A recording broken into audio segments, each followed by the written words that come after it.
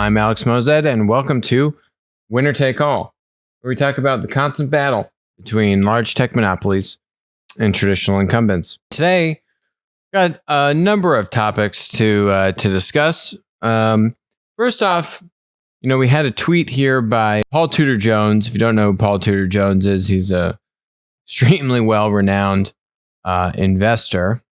And, here he is kind of chiming in on all things Bitcoin. Again, I'm not an expert on Bitcoin by any stretch. It's just with a market cap of 500 billion, it's the wrong market cap in a world where you've got $90 trillion worth of equity market cap, and God knows how many trillions of fiat currency, et cetera. So it's the wrong market cap, for instance, relative to gold, which is 8 or 9 trillion. The Bitcoin reminds me so much of the internet stocks of 1999, because the internet was in its infancy. No one knew how to value it because of the world of possibility that lay ahead. So it's 1999 for Bitcoin. This tweet says he's getting into Ethereum, which is it's another type of coin that you can get. There's all these kind of alt currencies now. That's what this guy's tweet is referencing.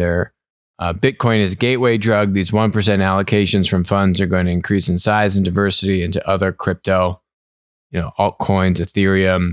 So we have these ICO concept, right? Initial coin offering.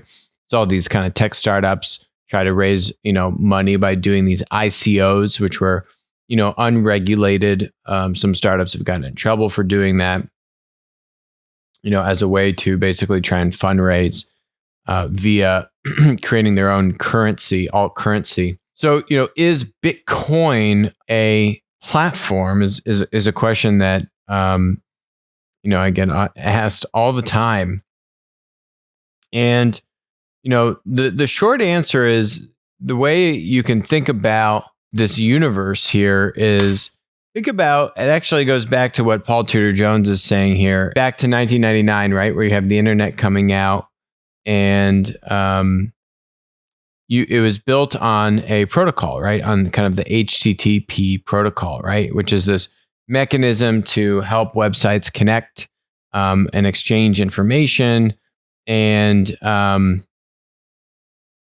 you can have a browser, type in a URL, and now you can go and visit that, right? There is this kind of underlying infrastructure of Bitcoin built on the blockchain, right?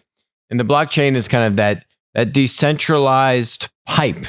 It's this kind of decentralized ledger. So really, is blockchain a platform is probably the better question. And the short answer would be no. The short answer is that it's really kind of like a decentralized pipe, right? There's a ledger, and Alex can have an account on that ledger, and it says Alex owns 10 Bitcoins or whatever those assets are, right? It could be a variety of different assets. And there's a framework for how that information gets updated, but multiple services need to be built on top of blockchain, on top of whatever those different currencies are, to deliver the full package. Just like HTTP, right? It's a protocol, and you can create your website, but there's a lot of services that need to go around that. Just like having an internet browser, right? Just like you need, let's say you use Coinbase to actually buy and sell your Bitcoin. So you have all these different applications that can plug into the blockchain, right? That I can use these different apps to buy and sell Bitcoin if I wanted to, right? And that all is being mapped back to my special account that's stored in the blockchain. The really nice thing about this is that as you see, a common topic on this show is increasing regulation, a lack of freedom for users to operate on tech monopoly platforms in general, right? We see this more and more so getting clamped down. We see freedom of speech getting restricted. We see just our civil liberties being encroached upon literally from just about every direction these days. The nice thing about the blockchain and then Bitcoin and other alt currencies is that you actually do have an unregulated currency. And so when you see cancel culture come, you actually have a mechanism, right? If your payments are being cut off by MasterCard and Visa and PayPal, and the list goes on and on and on, you're actually seeing a number of businesses that are being vilified for whatever reason and have their payment gateways shut off to them. The only kind of way they can survive is by operating on, these alt currencies, Bitcoin being the biggest example, but living on the blockchain, right? This kind of decentralized network. So it is really interesting. Over the long term, I would tend to agree with what PTJ is saying, Paul Tudor Jones is saying, on just the long-term trajectory of Bitcoin. Not to say that right now it'd be a great time to buy in. Bitcoin's literally at all-time highs. I think it's close to maybe 20,000, so maybe it's in 19,000s now. But nonetheless, I think long-term you are going to see more institutional money get into these Bitcoin and all their alt currencies. And generally you will just have more demand be created, and there's limited supply. There's only a certain amount of Bitcoins that can be created every year. There's Bitcoin mining. There's a whole kind of ecosystem around this. So long term, I would say you're just going to have more demand. You got restricted supply, and so it would make sense to me. Couldn't tell you exactly if this is the right price. It does seem like a very high price. In general, prices are very high. I'm going to touch on that with some of the IPOs that are coming out here. Airbnb, DoorDash. We've got others that are now starting to release some information around what their valuation is going to be. But in general, we just have very high prices in the markets. So next topic is Section 230. It is now not rumored. Basically, what's happened is that President Trump has vowed to veto the NDAA, the National Defense Appropriations Act. And I guess every year this act needs to be signed, and it basically gives the military their budget. And he has said that if Congress doesn't put language in there to strike down Section 230, he's going to veto it. We've been talking about it on the show. Just the level of tech censorship that is going on is frankly abhorrent. It is completely unacceptable. And they have crossed this invisible line, and now clearly there's no way to come back from it. And although, if you'd watched the show a month or two ago, I did say, getting rid of Section 230 would actually help the tech monopolies and hurt the tech startups, because even your, right-wing kind of content platforms like Gab, they'll say, we want 230 in place, right? They're saying don't get rid of 230. But and the reason why, I said on the show that 230 would actually help the tech monopolies is because the smaller tech competitors will naturally have less resources to comply with the new legal environment. And because now these tech businesses will have less of a liability shield from the content that is posted to their site, ultimately that could really hurt smaller tech startups, the Pinterest of the world and your smaller tech companies. Even Pinterest is now public, but there's a lot of kind of smaller, even just a few $100 million in valuation. Just you don't have a lot of you have sparse resources. You don't have extra resources hanging around like the large tech monopolies do. And so if 230 goes away, presumably now you could have a lot more litigation, lawsuits. You got to invest in more compliance and just more things that weren't on the product roadmap to accelerate growth. We saw this with GDPR as a great example of this, right? Of Google and Facebook winning because of GDPR, when in fact GDPR was supposed to actually kind of handicap or penalize Google and Facebook, and it actually hurt everyone else but helped the big tech monopolies. So what would happen in a post Section 230 environment? How would it actually all shake out? And so I think we had Tim Kendall on, one of the early guys at Facebook, and he went on to Pinterest, and he's in that Netflix documentary about the problem with content platforms, social networks like Facebook, really kind of just feeding this incendiary content, much of it fake, and actually the fake content actually performing better on the platform's algorithms, right? Because it gets more engagement out of its audience, this kind of very abrasive, triggering content, right? And how that's a real problem. And now he's kind of come out, he's testified in front of Congress about it, around that matchmaking algorithm specifically. We went very deep into that topic. In that environment with no 230, theoretically, a Facebook, a Google, and even an Amazon would now be liable for fake information that is being published and distributed on the platform. What would be interesting to see is how do they handle this around fake information, right? Which now they are going to be liable for.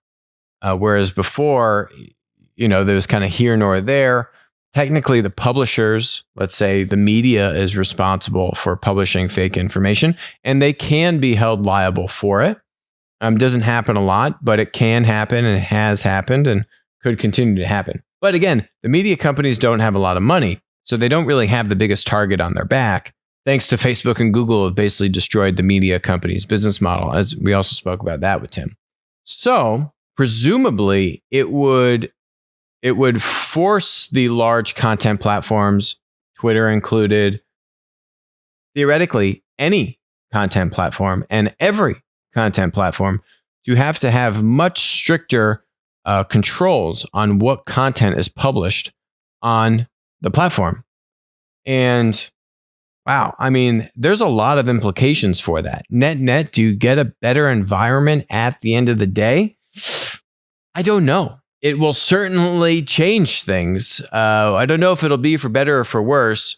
Certainly, I think you'll see Facebook and Google and Twitter and any of these big content platforms that have a lot of money, that have a big target on their back, need to reassess how they handle this. But presumably, if they're caught distributing information which is, fake and committing libel and fraudulent and all, whatever the existing laws are that you could essentially sue a media company if they're spreading fake information about someone, or defamation lawsuits, right? Then now the tech companies would also have similar liability in the distribution of that content. So it'll be interesting to see how that all plays out, but I do think it is a very real possibility that that is the environment we're operating in. And, if anything, the best case scenario, I would say the best case scenario would be to try to carve out liability protections for smaller tech companies. I think that would still be the case, right? Just think about all the controls you'd have to put into place, all the people, all the human filtering and software tools you'd have to put into place to properly comply with some new standard, right? There'd have to be some kind of benchmark of performance, industry norm, right? To say the information is flagged as being fraudulent or defaming, or, hits a threshold, and the platform has to take it down, and they've got to build in all these internal controls. It would be a gargantuan effort, and ideally something that could actually help level the playing field if the burden of that is predominantly put onto the large tech monopolies, the large tech content platforms, and not the smaller ones. I don't think that would come in this first wave. If this thing is struck down, Section 230, then it just goes away.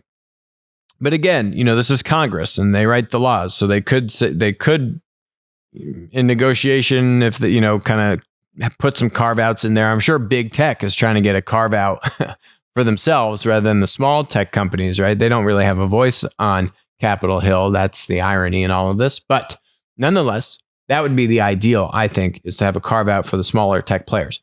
Interestingly enough, I actually think there is also a segue into this around products for Amazon, right? We've spoken before on just fakes and counterfeit products on Amazon. And again, Amazon does have some liability shield from 230 around the similar dynamic. You've got contents, you've got products on your site. It's not being sold by Amazon, but a third-party seller is selling something that's counterfeit. Now, I do think it could hold Amazon's feet much closer to the flame if they're being held liable for fraudulent or counterfeit products being sold by third-party sellers on Amazon. Very interesting because, as we've reported on Amazon, they pre-pandemic had almost 50% of their top 10,000 sellers were, guess what? Chinese manufacturers. And I can tell you right now, Chinese manufacturers don't always produce genuine products. A lot of counterfeits in those products. And I think that would be a real problem also for Amazon, interestingly enough, on that front. Etsy, for example, is fine because it's all kind of these craft, kind of homemade goods. So they would actually do very well. eBay, I think, also has somewhat of a counterfeit problem as well. We're going to be following this. The media isn't taking this seriously. And here's the irony with all of this. Because it is Trump saying this, the media is immediately against it. The irony in all of this is that 230, striking down 230, actually helps the media, right? Like, before everything got so partisan and crazy and political in this country, the media hated Facebook and Google. So the irony in all of this is that if the media is actually able to kind of not be partisan, which I know it's very hard for them to do that, and be objective, they would actually say, wow, by getting rid of 230, this is actually really good. We should get rid of 230 because Facebook and Google are killing us, and we need every help, every bit of help that we can get. Australia is trying to force Facebook and Google pay the media firms in Australia money to have that as they're distributing their stories through Facebook and Google. So, all of this is really getting to the crux here of saying, there's laws and precedent around liability, around defamation, around, being truthful and reporting correct information. A lot of that has gone out the window for the media for a number of reasons. As we spoke about in depth with Tim, media doesn't really make any money anymore. So how do you get, blood out of a rock? You don't. And B, the bigger problem is really that the distribution mechanism, these content platforms, Facebook and Google, they're actually geared to disseminate fake information. Fake information performs better in the algorithm than true information does because fake information is more triggering, more incendiary, gets more engagement, and the algos like it better. So the media companies have learned that, and it's a self-fulfilling prophecy. So there is a very big problem here. This is kind of a blunt mechanism to try and solve it, and then it will create other issues if you just wholesale get rid of 230. But hey, I mean, considering how aggressive just censorship has gotten in general and all these other things, net, yeah, something's got to change here. So I think let's roll the dice. See what happens. Facebook and Google certainly have not helped themselves out by any means. Ironically, despite all of that, Facebook is announcing $1 billion acquisition of Kustomer. Facebook to acquire startup Kustomer. Okay, what does Kustomer do? Here's Kustomer. Transform how customers and agents interact. I think this is a play around them getting into commerce. So them really helping give business tools to business customers that are going to sell products through, say, Instagram, for example, right? And what they're seeing is that these businesses need tools to help interact with customers on Instagram, on WhatsApp, on Facebook, etc. And Kustomer has that infrastructure to kind of provide that customer service. You can see there are different things here. Customer service, CRM for customer service. It's all around kind of providing businesses with the tools to better communicate with their customers in a B2C environment primarily, right? Transform how customers and agents interact. This is a minuscule acquisition for them. It's $1 billion. Facebook just kind of shrugged it off. Yeah, we're buying Kustomer. It's great. Yeah, don't worry about the price. But again, a testament to really show Facebook is very serious about monetizing social commerce. And where's Pinterest in all of this, right? What is Pinterest doing? I mean, just it is astonishing to me how Facebook is the one still leading the charge in these areas of social commerce And you have so many people missing the ball on this, which is a massive opportunity. Just look to China if you want to see how big it is. More interesting stuff here is, I mean, it's funny, right? Both of these companies, Facebook and Google, right in the crosshairs of the regulators, and you just wouldn't even you wouldn't know it by following their actions here. So Google spars with Berry Diller's IAC on marketing practices. Alphabet unit considers penalties after they're saying IAC had some funny business. Allegedly, Google's clearly biased because they compete directly with IACs. As we've spoken about, IAC owning Expedia and a number of other platform businesses. Google has taken hundreds of millions of dollars from us to advertise and distribute these products in the Chrome store. There's nothing new here. Google has used their position to reduce our browser business to the last small corner of the internet, which they're now seeking to squash. If Google went after IAC, this would be, frankly, the best thing that could happen to IAC. The reason why is because this is just what the DOJ did against Google. Again, we've spoken about this. Complete red herring. DOJ completely missing the ball on how to go after tech platform monopolies in the United States. The EU is well on their way. I like what Ms. Vestager, head of kind of the EU antitrust, is doing over there. And the point is that platforms, they take advantage of their producers, of their suppliers first, not the consumer. IAC, Expedia, is a producer. They're a supplier to Google Search. And in this case, the Google Chrome App Store and plugins for the Google Chrome browser. When platforms get to monopoly dominant status, they vertically integrate, most of them. eBay has not, for example, and eBay hasn't had amazing, insane growth. But to get that amazing, insane growth, you most of the time are going to vertically integrate and compete more aggressively against your suppliers. I think we're going to see this with Instacart. I think Instacart's going to roll out a model where they directly compete against their grocery store producers and suppliers, right? Vertical integration. It's a classic platform playbook once you get to enough scale. So Google's obviously done this. The DOJ bozos completely disregarded that vertical integration and them competing against suppliers. I mean, there's a myriad of evidence. The House Judiciary Committee documented it very well. But of course, the DOJ just decides to completely ignore that, focus on a case that's 5 years old that the EU tried and now has admittedly said, yeah, we kind of messed up on that. Okay, have fun, DOJ. But the great thing about this is if Google actually did sue IAC or not sue, but just take penalizing action against IAC in the kind of app store situation here, maybe, just maybe, DOJ would wake up, smell the coffee, and say, oh, maybe we should go investigate Google for vertically integrating and competing unfairly against, guess who, their suppliers. As the EU has been doing, as Alex has been telling us to do for years. Otherwise, the DOJ is just completely asleep at the wheel. So I actually think if Google did do this, it would be great. It would be net long-term, mid to long-term, be great for IAC because hopefully now it would just be a way that now, because you have the DOJ actively pursuing this case against Google, hopefully someone would say, whoa, look at this. Look what they're doing to IAC. Maybe we should, roll out a case over here and try to head this thing off. Maybe. So last one here is second to last one is Metromile. If you don't know what Metromile is, it is a pay per mile auto insurer. And it looks like they're going to IPO via SPAC. We got our boy from Social Capital here, Chamath, who's kind of leading this pipe. They've got $160 million. They're looking to get, I think, $350 million all in from going public.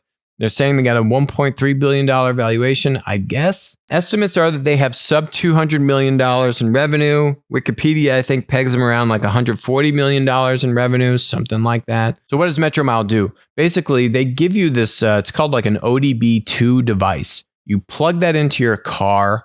It has these standardized ports. Every car has them in the US. You plug this hardware device into that port, and now it can get your mileage. It can get different vehicle information, right?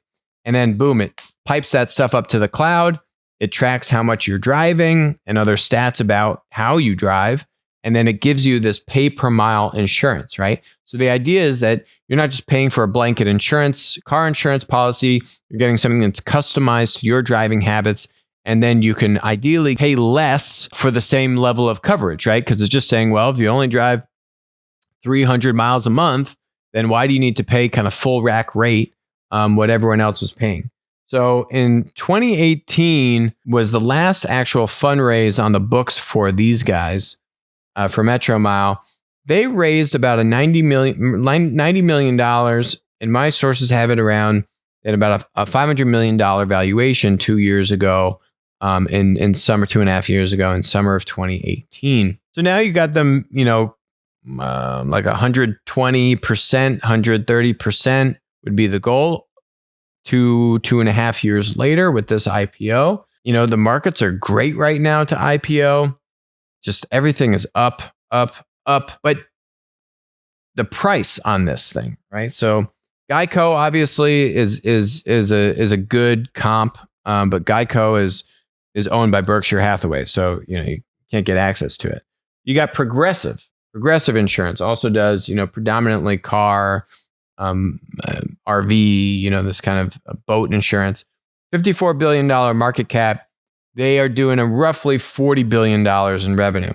So even if we're generous and we say Metromile is doing $250 million in revenue, and they've got a 5x revenue multiple, I think they might be lower though in revenue, but 5x revenue multiple compared to these public comps where, if you can get a 2x revenue multiple, you're doing really, really well. So there's a very nice premium on this business. It's not a platform business. There really is no kind of network effect here. They are strengthening more partnerships. Metromile did just get a partnership with Ford, for example. So, they're getting better kind of go to market. They're getting in front of customers. They've been doing Tesla for years.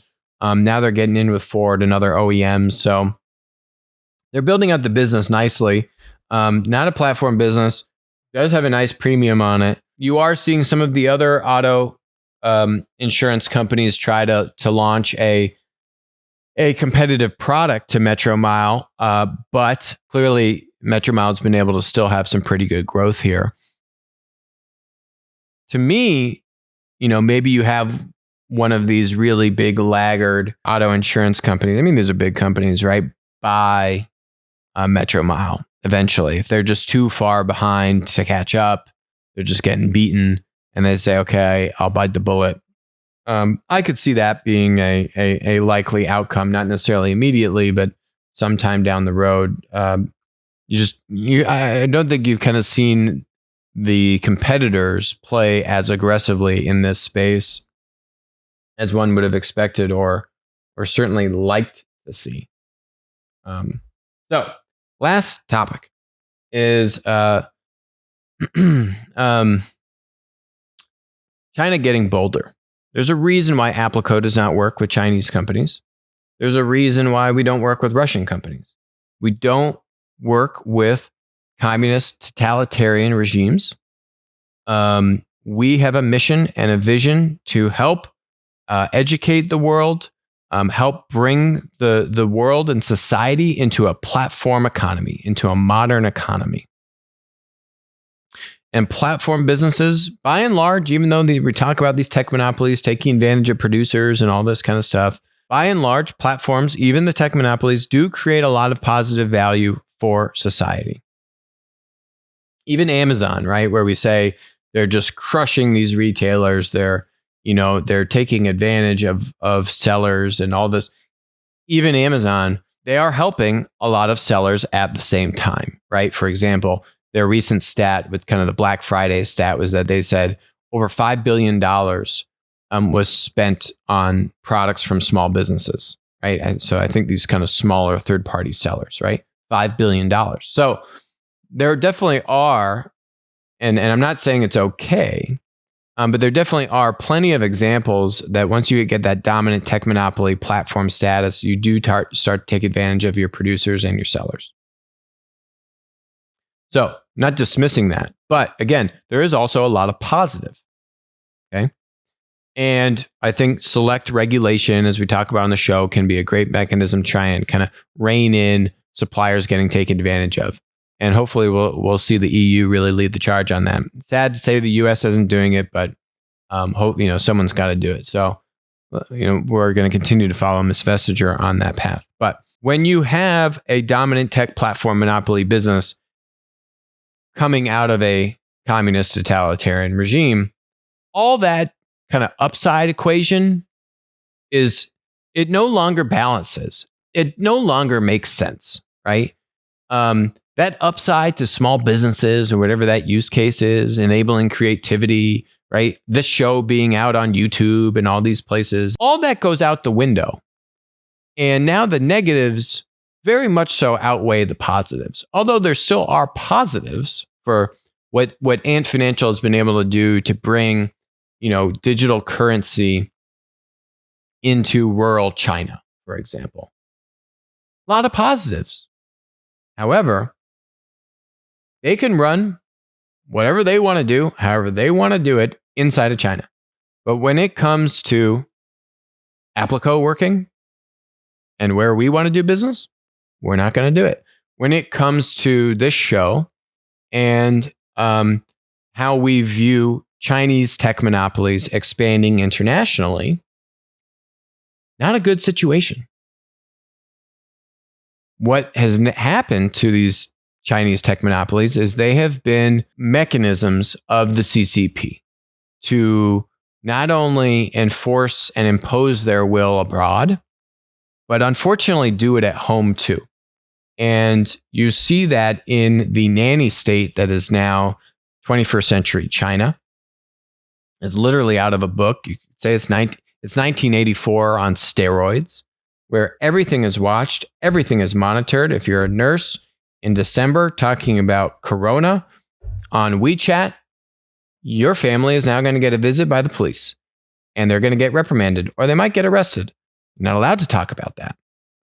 And this is not a good scenario when you see the government, totalitarian communist government, notably, using these tech platform monopolies as basically extensions of the CCP's agenda. Not good. So we continue to track what's going on in this arena. And now what we see is that JD Health raises $3.5 billion from Hong Kong. More than 120 companies have raised over $44 billion through IPOs and secondary listings in Hong Kong this year, the highest in the past 10 years. How did that happen? A lot of these are tech companies. Ant, although they called off their IPO because they spoke out against the government in a surprise move by Jack Ma. Completely bizarre. IPO completely called off because the guy said not so nice things. Why now does Hong Kong get all these listings and not Shanghai? I'll tell you why. Hong Kong was now conquered by China. During this mess that is COVID, we've lost Hong Kong. It's very sad to see. It's really sad to see. And now it's gotten the green stamp by China. The tech Chinese monopolies are now using that because it now has the approval of Beijing. And now they're pumping money through Hong Kong. Very sad to see. Got a lot of friends who are leaving and just kind of in disarray about what to do.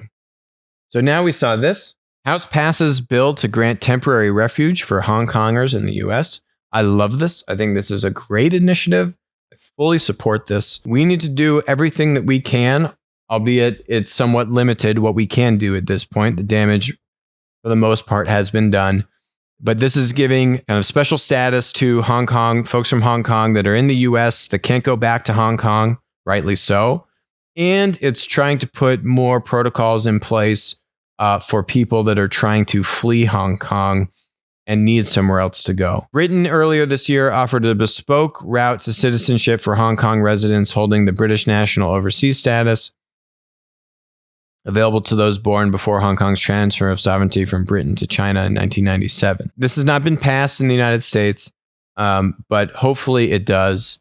And we need to try and do something to help these poor folks.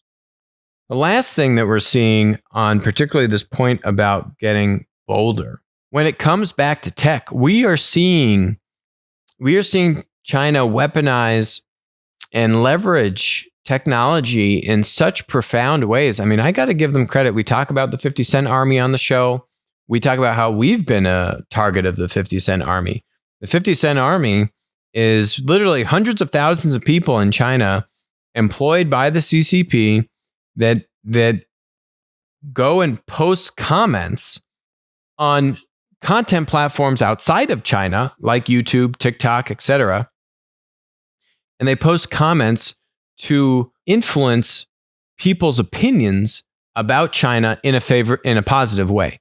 So if we did a video on TikTok, that was not positive about China, and then we started to get flamed with all of these 50 Cent Army posts, and it's well documented. You can look back in some of our clips about it. So they are using LinkedIn to try and recruit spies in the United States. Watch this clip. You wrote a piece for the Wall Street Journal, and you say China is targeting members of Congress with 6 times the frequency of Russia and 12 times the frequency of Iran. What is behind Beijing's aggressive approach? So they want laws and policies out of the United States that are favorable to China. And what they're really trying to do is, through blackmail, through bribery, through overt and covert influence, trying to make sure that only laws that are favorable to China are passed. Have you been to Capitol Hill, and have you briefed this threat information to lawmakers? I was so troubled by what I saw from the position as the Director of National Intelligence that I went and briefed both the House and Senate Intelligence Committees on this information, which they found surprising and troubling. We got to get smart, America. You want to know who our real competitor is? China. Want to know who my child's competitor is going to be? China. They're very smart. They're very hungry. They're very driven. They're very motivated. They are outflanking us almost every step of the way. We got to wake up to this. I'll go back to just a little story here.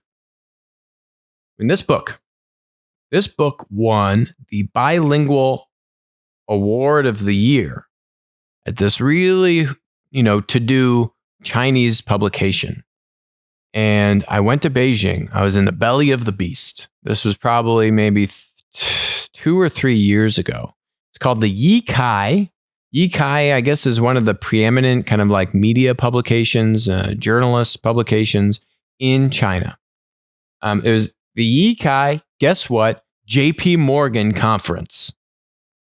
I fly into Beijing. I'm there. It's like a 6-hour session. You got 400 people. I'm literally the only white guy that doesn't speak Mandarin. They've got two translators switching on and off, basically just for me. Everyone else in the room are top government officials, academics, and economists. And all they're talking about is basically how to compete with the United States. This was 2 or 3 years ago.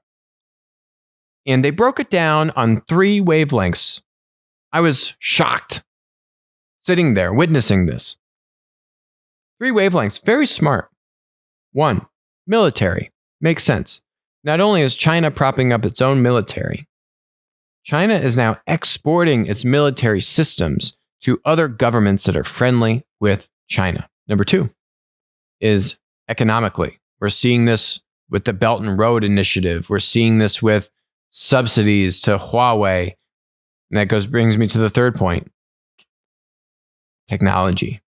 Very smart about technology. They understand, economic subsidies to Huawei on the hardware tech, software tech. They understand it brilliantly. Look at the 50 Cent Army. Look at what they're doing to promote, tech platforms operating internationally, spreading their influence. Very smart. They understand what they're doing. We need to get smarter, and we need to stop kind of getting distracted by all the things that are here dividing us, and really come together. Because if we don't, we got big issues, not just for my generation, but the generations to come. And the last point I'll make on this, and then I'm going to play this clip here, is when it comes to the military and technology components coming together, the Great Firewall. These guys literally monitor every bit of data coming in and out of that country. Think about our companies in the United States getting hacked. And we basically have no kind of digital infrastructure to do anything about it. They've got a great firewall. They monitor everything coming in, and they monitor all the usage once you're in the country. Not saying we should do the same thing, but they're exporting that tech to other countries. It's already in Russia. It's already in parts of Africa. And it's going to other totalitarian, communist-friendly governments. This is happening. So this doesn't need to get partisan. This isn't about, you're about to see who's playing this video. The video is the video. It doesn't matter who's playing the video. This has nothing to do with partisanship. All this has to do with is that we need to wake up and really understand what is going on and how China knows that we're the number one competitor to them. Watch this. This video was deleted from Chinese social media soon after being uploaded, and there's a reason for that, as you'll see. 延边特朗普政府跟我们打贸易战，那么我们为什么搞不定特朗普政府？啊，为什么以前1992年到2016年之间，中美之间各种问题都能搞得定？是不是？大家发现没有？所有的危机，不管是银河号事件，还是炸大使馆，还是撞了飞机，所有事情全部是床头吵架床尾和，2个月之内搞定。什么原因？啊，这儿我抛出一个可能又要是暴论了，就是因为咱们上边有人。There it is. Check it out. What does the subtitle say? It's because we have people at the top. Top of what, might you ask?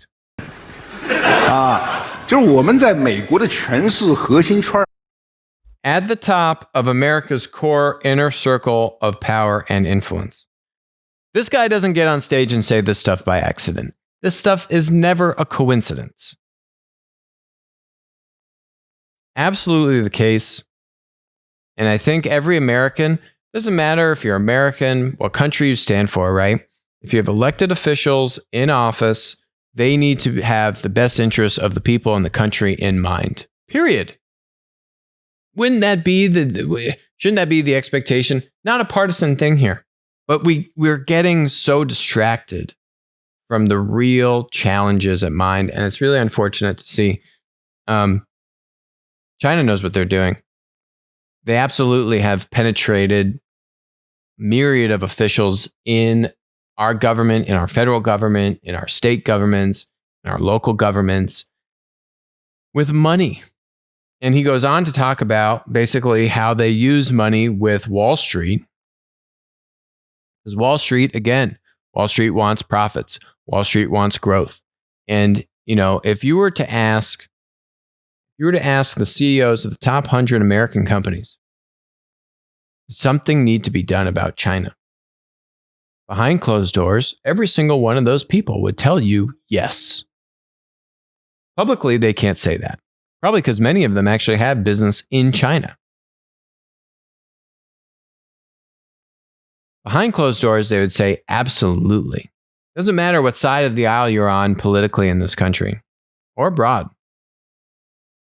If you're here for freedom, the civil liberties that we cherish in this country and many other countries also share in and promote, this is going to be a multi-decade back and forth. And we need to get smart about it and understand the role that technology plays in all of this. Technology as it relates to military, technology as it relates to tech monopolies, technology as it relates to tech infrastructure, hardware infrastructure. We got to get smart about it.